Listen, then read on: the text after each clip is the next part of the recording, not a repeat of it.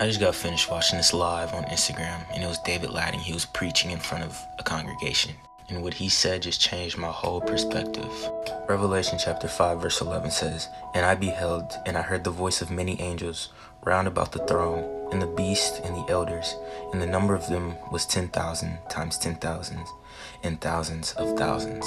David was basically saying, one day, everyone is going to stand before the throne of God.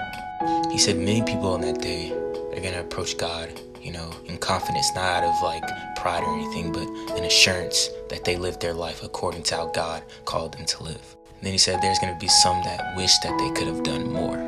Then he said there's going to be many that wish that they really accepted and chose to follow Jesus. David said that he heard over 1,000 sermons, but only 4 of those stuck with him. And this kind of applies for me too. I've heard so many sermons in church and just everywhere, and different people preaching, but this particular one that David was talking about, this is sticking with me. He said that his sister came up to him and said, "If Jesus came back tomorrow, what would you do?" And David said, "Well, I'll go tell my friends, I'll go do this, I wouldn't care what they think of me, I'll go tell everyone that Jesus is here." His sister looked at him and said, "Well, David, it will be too late by then. Why not have that same mentality now? Tell people about Jesus now." Jesus says in Matthew chapter 6 verse 21, "For where your treasure is, there will your heart be also."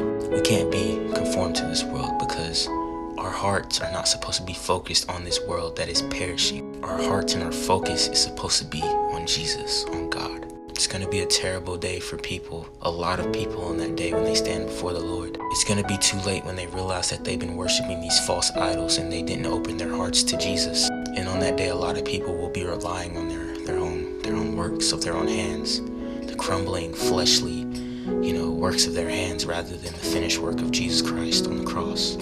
Every day is going to be a fight. Every day is going to be a challenge. But that's what God has called us to do. He's called us to pick up our cross and to follow Him. It's going to be a fight every single day, picking up our cross and following Jesus.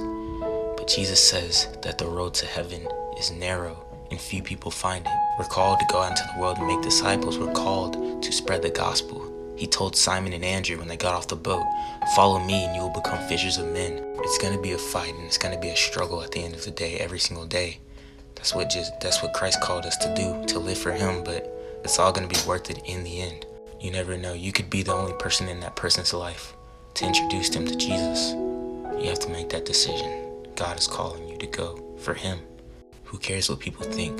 Because at the end of the day, every knee will bow and tongue will confess that Jesus Christ is Lord.